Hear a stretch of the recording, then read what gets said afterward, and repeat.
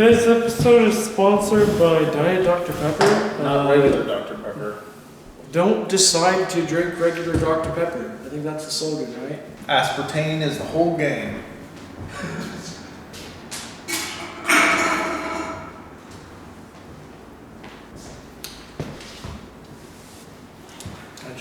Oh yeah, there's aspartame. Yeah. Water and caramel. Is that caramel or caramel color? I believe that'd be caramel color. Caramel color? Yeah. Good, I don't drink caramel color. Yeah. Yeah, it's bad for you. Eat that stupid shit. Thank you for tuning in to the Otherworldly Podcast. I'm your host, Frank. I'm your host, Dylan. Today we're talking about the Belgrave Hall, is what it is. Belgrave Hall, which made national headlines in, 1999? 1999. 1999 for having two ghosts! Captured what appear to be two ghostly apparitions in the grounds of Belgrave Hall Museum. No one can explain what or who they are. Our correspondent Emma Simpson went to investigate. A wet, dark Sunday morning and security cameras capture two mysterious figures. They only appear for a few seconds, followed by a swirling white mist on top of the wall. Ghostly figures for all of about what? Maybe one half of a frame? Yeah, I'd say about. Yeah, they had to, in order for you to really see it, they had to freeze it on that one frame. And the only reason they chose that frame is because that's the only frame they have of it. Yeah, the amazing thing too is that they said it appears on screen for a few seconds, and then they just pause it there for a few seconds. No fucking shit will appear for a few seconds if you pause it and then press play again. Yeah, now Nothing makes me more angry than an obvious hoax. Yeah, after the security footage. Was that a ghost? What? Was that a ghost? Is what in the film? Did you hear that? Okay, never mind. Tell them about the video footage. So the video footage was security camera footage. It's not that compelling. The appearance of two figures is exactly that, two figures, but I wouldn't go further than that. They look like the outlines of like men and women on like a bathroom stall. That's being generous. Yeah, it's like a circle head and then maybe a torso. They look more like keyholes than people, really. Yeah, if that. So They're fucking shapeless blobs. So but it's not that someone claims that it's something paranormal that's irritating. It's that one, it was in the news.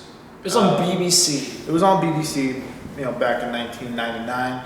Also attracted the attention of Ghost Hunters International, did an episode there. All right, so where are we off to next? Okay, we're out here in the garden at Belgrave, and right where I'm standing is where probably one of the most famous images of a ghost was caught on camera by that camera up there. The image itself was captured at around about 5 a.m. It was raining cats and dogs, basically. There was a mist rolling across the wall, which again was strange because, with the rain as it was, where was this mist coming from? It just seemed like a ball of mist rolling across the wall. There was a fox. The fox triggered the light. While the lights were on, these two figures appeared. They never came from anywhere, and they never left to anywhere. 1 minute they were there, next minute they were gone. Factor fake. Paranormal investigation. I've got a clip I want everybody to see. Now, this video was shot at the infamous Belgrave Hall in Leicester, England. And it shows what is believed to be two apparitions that were caught on the hall's security camera. Take a look at this video. The upper right-hand side, right there. Oh, yeah. Wow, what is that? It is believed by some that these are two apparitions that were caught on the hall security camera. Now, the camera that recorded this was set to record one frame every second. But when the apparitions appeared, the camera froze for 5 seconds. Then when it started running again, the apparitions had disappeared. Bill, what else do we know about this location? It is believed by some that one of these apparitions is that of Charlotte Ellis, whose wealthy father purchased this location in 1845. Now, when the family moved in, Charlotte became ill and died there. And those that look at this clip says that one of the apparitions appears to be wearing a Victorian dress that was common during this era. Bill, I do see that. I can totally make that out. Now, the Ghost Hunter, or not the Ghost Hunters, the International Society for Paranormal Research did do some investigation, and their conclusion was that the figures seen on the camera were leaves, or just a leaf, because it only passes by the camera for that split second. Now, there was, when it was on BBC, there was a expert who was talking about it and said that the formation didn't come into the frame, it just apparated there.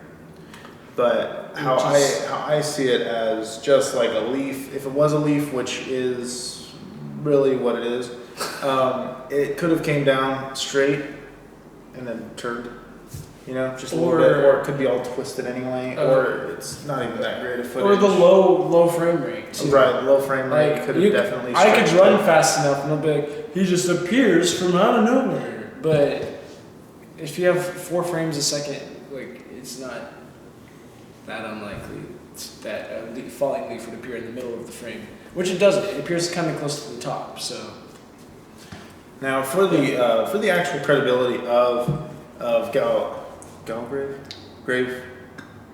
Gravy Hall. So in the Gravy Hall's corner though, it is an old building. It was constructed back in 1709, and there have been ever since it's had all that controversy regarding the footage.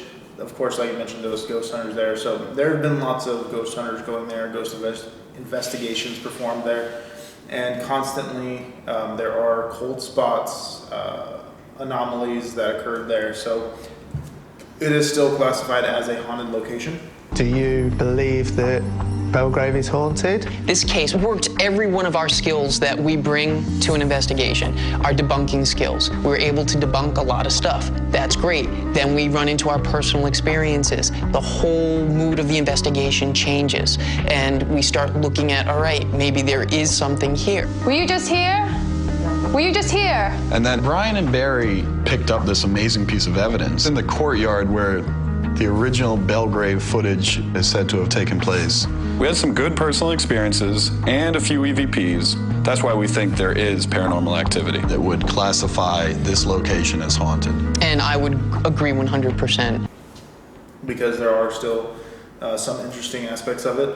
Although, other than the families that lived in it that passed away, there wasn't really any hardships that we could find that happened there for, like, you know, whether it was like it wasn't a plantation ever, you know, it wasn't used to... No one was murdered. No one was really murdered there. There was a few families that took over after the previous owners died. Probably had something to do with the old-fashioned cooking. According to some rumors, people that still, or at least that were hanging around there in 1999, the smells of old-fashioned cooking wafted through the hallways at random times. That's the other, I guess, piece of evidence. Maybe the building is actually haunted by the ghost of the food that was cooked there in the past. And it was cooked old-fashioned. It takes animals to cook a meal, right? Being it was 1709 when it was constructed, you know, they were probably, that was back then when you raised your own animals. So those animals probably made it into the house alive, and then,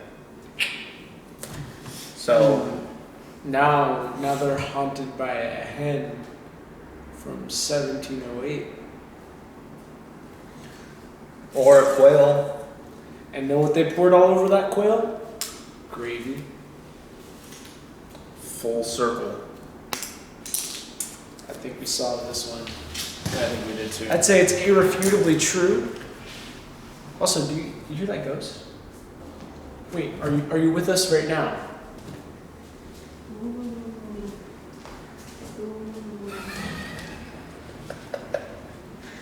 I think I'm hearing it now. I think I'm hearing it too.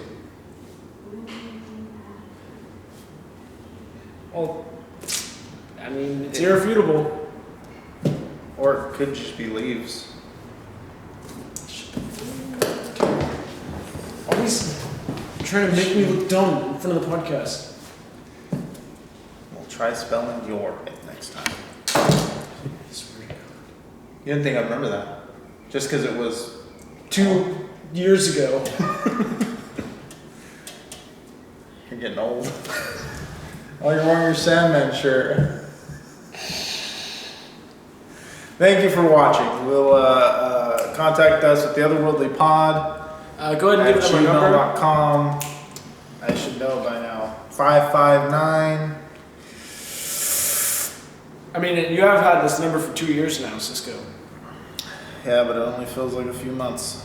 It only feels like a day, dude, honestly. 559 528 8091 is the number. I'll probably have it up on the screen. Thank you for watching while I go get a priest.